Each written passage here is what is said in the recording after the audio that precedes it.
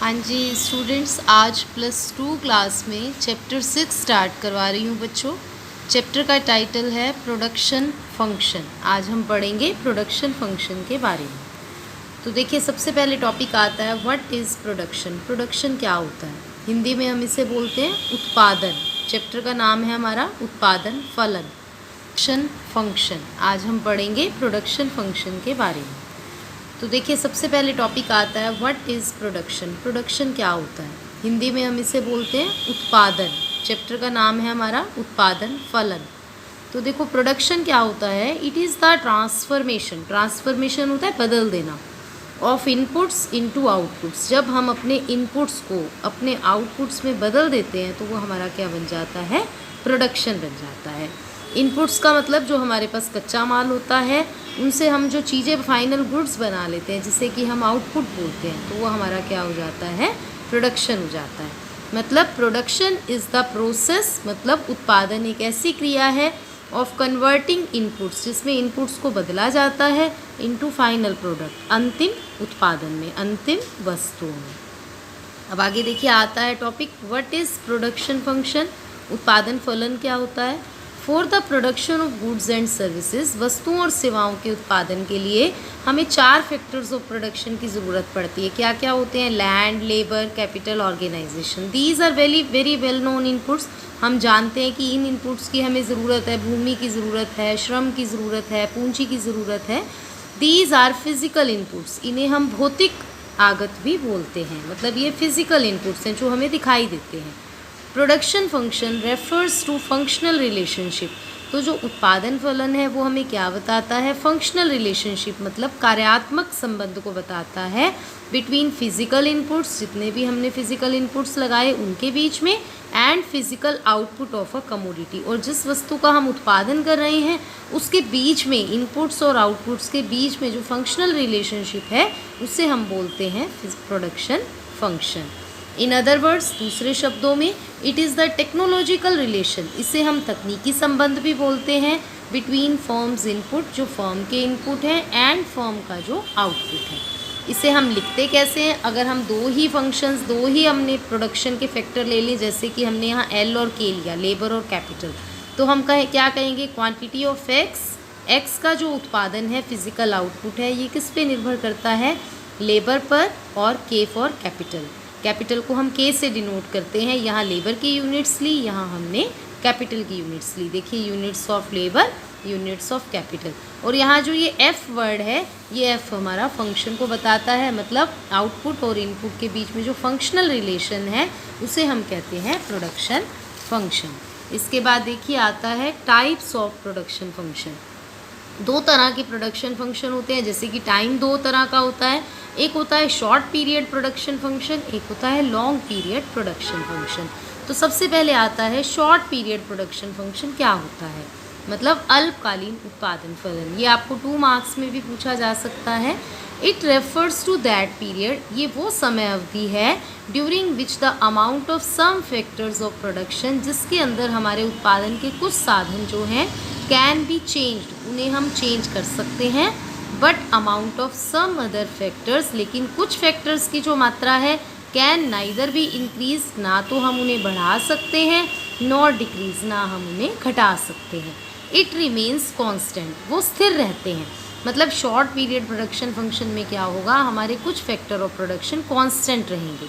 So output can be increase, तो उत्पादन कैसे बढ़ाया जाता है? Only by using more of variable factor. जो हमारे परिवर्तनशील साधन हैं, जिन्हें हम चेंज कर सकते हैं, हम केवल उन्हें ही प्रयोग करके अपने उत्पादन को बढ़ा सकते हैं। अब हम इसे लिखते कैसे हैं? मान लीजिए y is the function of x1 x2। देखिए, x2 के ऊपर मैंने बार लगा दिया। बार का मतलब क्या है? अब ये स्थिर है, ये कांस्टेंट है, हम इसे चेंज नहीं कर सकते। लेकिन x1 को हम चेंज कर सकते हैं, ये वेरिएबल हो गया, ठीक है, और ये कांस्टेंट हो गया। y हमारा मैक्सिमम आउटपुट, जितना हम उत्पादन कर सकते हैं, ये किस पे निर्भर करता है?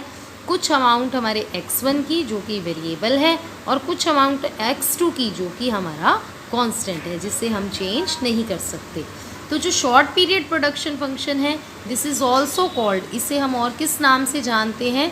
Variable proportion type production function, इसे हम परिवर्तनशील अनुपात का नियम उत्पादन फलन भी बोलते हैं। परिवर्तनशील कैसे बोलेंगे, क्योंकि एक फिक्स्ड है दूसरा वेरिएबल है, तो जो हमारा रेशो बनेगा वो वेरिएबल टाइप का इसमें रेशो बनता है। ये आपको आगे टेबल के थ्रू एक्सप्लेन भी करूँगी। अब देखिए आगे सेकंड आता है लॉन्ग पीरियड प्रोडक्शन फंक्शन। पहले हमने पढ़ा शॉर्ट पीरियड प्रोडक्शन फंक्शन, अब आता है long period production function. Long period को हिंदी में बोलेंगे दीर्घकालीन उत्पादन फलन। It refers to that period, ये वो समय अवधि है ड्यूरिंग जिसके अंदर which amount of all factors can be increase और डिक्रीज, जिसमें हम अपने सारे फैक्टर्स को बढ़ा भी सकते हैं और कम भी कर सकते हैं। इन अदर वर्ड्स, दूसरे शब्दों में, नो फैक्टर रिमेन कांस्टेंट, कोई भी साधन हमारा स्थिर नहीं रहेगा। ऑल फैक्टर्स आर वेरिएबल, सारे के सारे फैक्टर्स हमारे वेरिएबल होंगे। मतलब देखिए इसमें मैंने लिखा y is the function of x1 और x2। x1 भी वेरिएबल है, x2 भी वेरिएबल है, हम दोनों को चेंज कर सकते हैं। This is also called constant proportion type, तो इसमें जो हमारा अनुपात है, रेशो है दोनों फैक्टर्स का, वो क्या रहेगा, स्थिर रहेगा। तो ये ध्यान रखेंगे, लॉन्ग पीरियड को हम constant proportion type production function बोलते हैं और शॉर्ट पीरियड को हम variable type proportion production function बोलते हैं। देखिए इसे डायग्राम से भी एक्सप्लेन किया। यहाँ हमने नीचे यहाँ पे ले ली लेबर और यहाँ पे हमने ले ली कैपिटल बाई एक्सिस पे, तो ये सेंटर में जा रही है हमारी कर्व। इसका मतलब कि अगर L1 बढ़ा रहे हैं, कैपिटल भी बढ़ा रहे हैं, L2 बढ़ा रहे हैं, लेबर बढ़ा रहे हैं, कैपिटल भी बढ़ा रहे हैं, हमारा उत्पादन आगे जा रहा है, तो ये रेशो जो है वो इनका कांस्टेंट रहेगा। अगर मान लो 1:2 रेशो है, बढ़ाएंगे 2:4 हो जाएगा, 3:6 हो जाएगा, तो ऐसे ही कांस्टेंट रेशो इनमें रहता है। लेकिन वेरिएबल में क्या होगा, शॉर्ट पीरियड में क्या होगा, देखो कैपिटल को हमने कांस्टेंट ले लिया, अब सिर्फ लेबर को बढ़ा रहे हैं 0 से L1, L1 से L2, तो यहाँ हमारा रेशो जो है वो चेंज हो जाएगा। मतलब 1 कैपिटल तो लेबर 2, 1 कैपिटल तो लेबर 3, 1 कैपिटल तो लेबर 4, ऐसे ही एक एग्जांपल देकर आपको बता रही हूँ।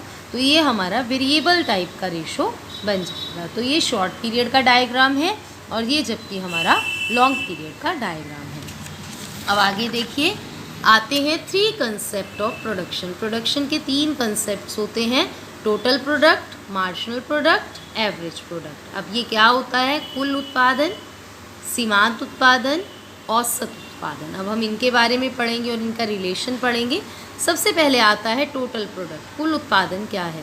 Total product is the total amount of goods and services produced in a given period.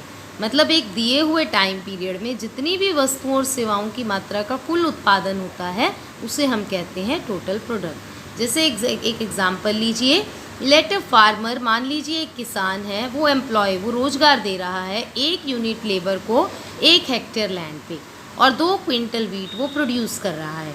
तो 2 क्विंटल जो वीट है वो टोटल प्रोडक्शन हो जाएगा उस लेबरर का। अब देखिए यहाँ पे लैंड हम फिक्स कर देते हैं, इसे हम फिक्स फैक्टर मान लेते हैं कि इसे हम चेंज नहीं कर सकते, लेकिन लेबर तो वेरिएबल है, वो लेबर को बढ़ा सकता है। अब मान लीजिए अगर हम अपने प्रोडक्शन को बढ़ाना चाहते हैं तो हम we employ more and more unit of variable factor, हम वेरिएबल फैक्टर की और ज़्यादा इकाइयों को लगाएंगे। तो टोटल प्रोडक्ट क्या होता है इसके कारण? एट फर्स्ट इंक्रीजेस, पहले तो वो बढ़ेगा रैपिडली, तेज़ी से, फिर वो इंक्रीज़ होगा स्लो स्पीड से, और एक ऐसी स्टेज आएगी जब total product instead of increasing begin to fall, वो बढ़ने की बजाय क्या होगा, कम होना शुरू हो जाएगा। ये आपको लर्न भी करना है, ये इस पे आगे जाकर पूरी थ्योरी भी आती है। फिर से बता देती हूँ कि जब हम एक फिक्स फैक्टर पे वेरिएबल फैक्टर को बढ़ाते जाएंगे, लैंड फिक्स है, लेबर को बढ़ाते जाएंगे, तो टोटल प्रोडक्शन पहले हमारा रैपिडली इंक्रीज़ होगा, फिर स्लो स्पीड से इंक्रीज़ होगा, फिर एक ऐसी स्टेज आएगी कि ये मैक्सिमम होने के बाद इंक्रीज़ होने की बजाय क्या हो जाएगा, डिक्रीज़ होना, फॉल होना स्टार्ट हो जाएगा। तो ये था हमारा बच्चों टोटल प्रोडक्ट। अब देखिए एक टेबल के थ्रू इस चीज़ को आपको क्लियर करते हैं। जैसे मान लीजिए ये देखिए टोटल प्रोडक्ट की टेबल है, लैंड को हमने फिक्स ले लिया, लेबर 1 2 3 4 5 6 7। अब टोटल प्रोडक्ट देखो, जब हमने एक लैंड पे एक लेबर को लगाया, हमने एज्यूम किया, ये मान लिया कि हमारा कुल उत्पादन हुआ 2 हेक्टेयर 2 यूनिट का। जब मैंने लेबर को बढ़ाया तो अब ये देखो ये 3 से बढ़ गया, 2 से 5 हो गया। फिर ये देखो और लेबर को बढ़ाया, ये 4 9 हो गया। फिर अब देखो पहले तो रैपिडली बढ़ा, अब बढ़ेगा लेकिन स्पीड स्लो हो जाएगी। अब ये 2 हो गया, फिर ये 1 हो गया, फिर देखो मैक्सिमम हो गया। और अब देखो जब मैंने एक लैंड पे 7 लेबर को लगा दिया तो टोटल प्रोडक्ट बढ़ने की बजाय क्या हो गया, इट बिगिन टू फॉल, ये जो है वो कम होना स्टार्ट हो गया। अब आता है second type, marginal product. Marginal product को हम बोलते हैं सीमांत उत्पादन। इकोनॉमिक्स में जहाँ भी मार्जिनल वर्ड आ जाए तो मार्जिनल का मतलब होता है चेंज इन टोटल, टोटल के अंदर चेंज हो जाना। तो देखो marginal product is the change in total product, total product में होने वाले चेंज को नापता है due to application of one more और one less unit of variable factor. अगर हम एक वेरिएबल फैक्टर की एक इकाई ज़्यादा लगाएं या एक इकाई कम लगाएं, उसके कारण टोटल प्रोडक्ट में जो चेंजेस आते हैं उसे हम कहते हैं मार्जिनल प्रोडक्ट। अब इसे हम कैलकुलेट कैसे करते हैं, ये फॉर्मूला पेपर में भी बहुत बार आता है। MP of n, marginal product of n unit किस पे डिपेंड करता है, total product of n unit minus total product of n minus 1 unit. मतलब n यूनिट की कुल उत्पादन में से हम उसकी पिछली यूनिट के कुल उत्पादन को माइनस कर देंगे तो वो हमारा आ जाएगा n यूनिट का MP। या इसका दूसरा फॉर्मूला क्या है, delta TP upon delta L। मतलब कुल उत्पादन में परिवर्तन, इसे किससे डिवाइड कर दो, जो लेबर जो वेरिएबल फैक्टर में चेंज हो रहा है उससे डिवाइड कर दो तो वो भी हमारी क्या आ जाती है, MP आ जाती है। देखिए इसे एक टेबल के थ्रू आपको बता रही हूँ। मान लीजिए हमने यहाँ लैंड ली, यहाँ लेबर ली, हमने टोटल प्रोडक्ट वैसे ही लिख लिया। अब हमें MP निकालना है तो क्या करेंगे, मैंने बताया एक MP कैसे निकलेगी, TP of n minus TP of n minus 1। नीचे वाले में से ऊपर वाले को माइनस करते जाइए, वो उसकी MP आ जाएगी। देखिए 2 minus 0 2, 5 minus 2 3, 9 minus 5 4, 11 minus 9 2, 12 minus 11 minus 1, 12 minus 12 0, 11 minus 12 minus 1। तो ये होती है जी हमारी MP 2 3 4 2 माइनस 1 0 माइनस 1। कई बार आपको ऐसे टेबल भी आ जाती है एग्ज़ाम में, कंप्लीट करके दिखाइए, तो आपको फॉर्मूला पता होगा तभी आप इसे कंप्लीट कर सकते हैं। अब आता है एवरेज प्रोडक्ट। एवरेज प्रोडक्ट क्या होता है, average product is per unit production of variable factor. जब हम वेरिएबल फैक्टर के से एक यूनिट का उत्पादन निकालते हैं तो उसे हम औसत उत्पादन कहते हैं। इट इज़ कैलकुलेटेड, इसे कैसे निकालते हैं, by dividing the total product by total unit of variable factor of production. जब हम टोटल प्रोडक्ट को लेबर से डिवाइड कर देंगे तो वो हमारा आ जाएगा एवरेज प्रोडक्ट। मान लीजिए आपको ये टेबल दी हुई है तो देखिए एवरेज प्रोडक्ट कैसे निकालेंगे, ये TP है, ये लेबर है, इसको इससे डिवाइड करते जाइए, वो आपका क्या आ जाएगा, एवरेज प्रोडक्ट आ जाएगा। तो ऐसे आपको टेबल के थ्रू भी क्वेश्चंस आते हैं कि आप टेबल को कंप्लीट करिए तो आपको ये निकालना आना चाहिए। अब देखिए इसके बाद आता है relation between TP, AP and MP। अब इन तीनों में हम संबंध बताएंगे। पहले वही वाली टेबल देखिए मैंने बना ली है दोबारा से। यहाँ पे लैंड को हमने फिक्स रखा हुआ है, लेबर 1 2 3 4 5 6 7, लेबर की एक एक यूनिट हम बढ़ा रहे हैं। TP सेम वैसे ही 2 यूनिट 5 9 11 12 12 माइनस 1। MP आपको अभी निकालना सिखाया, AP अभी आपको बता दिया। अब आप इस टेबल से देखो कितना क्लियर होता है, जो हमारा TP है पहले वो इंक्रीजिंग रेट से बढ़ रहा है, मैंने अभी बताया। देखिए ये पहले बढ़ा 3, फिर बढ़ा 4, फिर ये बढ़ तो रहा है लेकिन इसकी रेट क्या होगी, डिक्रीजिंग। यहाँ पे आके ये मैक्सिमम हो गया, मतलब जब हमने 6 लेबर लगाई, और फिर बाद में ये गिरना शुरू हो गया। MP को देखिए पहले बढ़ा, इंक्रीज़ हुआ, मैक्सिमम हुआ, फिर उसके बाद देखिए ये कम होना शुरू हो गया। MP 0 भी होता है और नेगेटिव, मतलब MP जो है वो 3 तरह का हो सकता है, पॉजिटिव, 0 और नेगेटिव। अब AP को देखिए 2 2.5 3 मैक्सिमम हो गया, अब कम होना शुरू हो गया, लेकिन ये नेगेटिव नहीं हो रहा, ये हमेशा पॉजिटिव ही रहता है। कम हो रहा है बढ़ने के बाद लेकिन पॉजिटिव रहता है, ना तो 0 होगा और ना ही ये नेगेटिव होगा, ये नहीं होता। अब हम इसे डायग्राम में बनाते हैं। तो डायग्राम देखिए पैरेलल बना रही हूँ, आप एक ही डायग्राम में भी बना सकते हैं इसे। ऊपर वाले डायग्राम में मैंने नीचे यहाँ लेबर की यूनिट्स ले ली, यहाँ TP। पहले हम TP का डायग्राम बनाएंगे। जब हम अपनी टेबल को देखते हैं तो टेबल में है 1 यूनिट लेबर पर हमारा TP है 2, हम लेबर ये ले रहे हैं 1 और हमारा TP है 2, ये पॉइंट हो गया। अब देखिए टेबल में 2 यूनिट लेबर पर हमारा TP है 5, ये 2 है और ये है 5, तो सेकंड पॉइंट हमारा यहाँ हो गया। फिर है जी 3 पर हमारा है 9, अब 3 ये रहा और 9 ये रहा, ये हो गया। फिर है जी 4 पर 11, यहाँ आ जाएगा। फिर है जी 5 पर 12, तो ये यहाँ आ जाएगा। फिर 6 पे भी 12, ये यहाँ आ जाएगा। 7 पर देखो फिर कम हो गया 11। तो आप इन पॉइंट्स को ज्वाइन कर दीजिए। देखिए ये ऐसे बन जाती है टीपी। जो ये शेप है बेटा, इसको बोलते हैं, ये इंक्रीजिंग पे बढ़ रही है रेट हमारी टीपी की। फिर देखिए जो ये है, ये वाला पोर्शन, ये है डिक्रीजिंग पे बढ़ रहा है, लेकिन रेट इसकी जो है वो डिक्रीजिंग है। यहाँ इसकी रेट इंक्रीजिंग है। यहाँ पे मैक्सिमम और कांस्टेंट हो जाता है। उसके बाद देखो इट बिगिन टू फॉल, ये गिरना शुरू हो जाता है। अब हम बनाते हैं एपी और एमपी। एपी और एमपी मैंने यहाँ लिख लिया, यहाँ पे नीचे वही लेबर लिया है, बिल्कुल पैरेलल पॉइंट्स लिए हैं। पहले बनाएंगे हम एपी। एपी बनाएंगे तो देखिए 1 लेबर है, तो एपी है हमारी 2, 1 पे हमारी है 2, ये पॉइंट हो गया। सेकंड देखिए हमारा है 2.5, 2 पे 2.5 यहाँ पे आ जाएगा। फिर है जी 3 पे 3, यहाँ पे आ गया। फिर है 4 पर 2.7, नीचे आ जाएंगे यहाँ पे। फिर आ जाएगा 5 पे 2.4, ऊपर टेबल से आप देखते जाइए और इसे बनाते जाइए। फिर 6 पे 2 आ जाता है, 7 पे 1.5 आ जाता है। तो इस तरह से इन पॉइंट्स को आप ज्वाइन कर दीजिए। देखिए ये बन गई हमारी एपी कर्व। पॉजिटिव रहेगी, ना ज़ीरो होती है ना नेगेटिव होती है, इसे ज़ीरो से ज्वाइन कर दीजिए। अब आती है एमपी कर्व। एमपी ऊपर टेबल में देखिए जब लेबर 1 है तो 2, मतलब यही सेम पॉइंट हो गया। फिर 2 पे देखिए ये है 3, अब 2 पे 3 मतलब ये थोड़ा ऊपर हो जाएगा। फिर है जी 3 पे हमारी है 4, 3 पे है हमारी 4, यहाँ आ जाएगा। फिर है 5, 4 पर है 2, अब 4 ये रहा और 2 ये रहा, नीचे आ गया।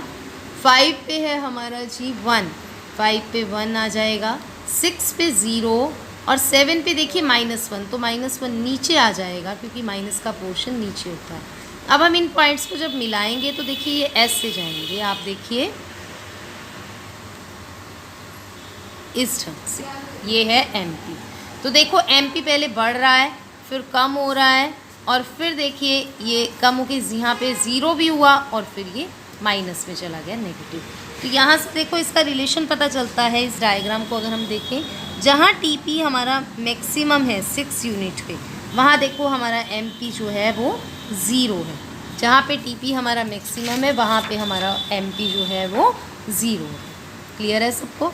उसके बाद देखिए यहाँ पे देखिए एमपी जहाँ हमारा मैक्सिमम है और एपी जहाँ मैक्सिमम है 3 पे, उसको काटता हुआ उसी पॉइंट जहाँ एपी मैक्सिमम है, एमपी उसको काटता हुआ नीचे आ रहा है यहाँ पे इस पॉइंट पे।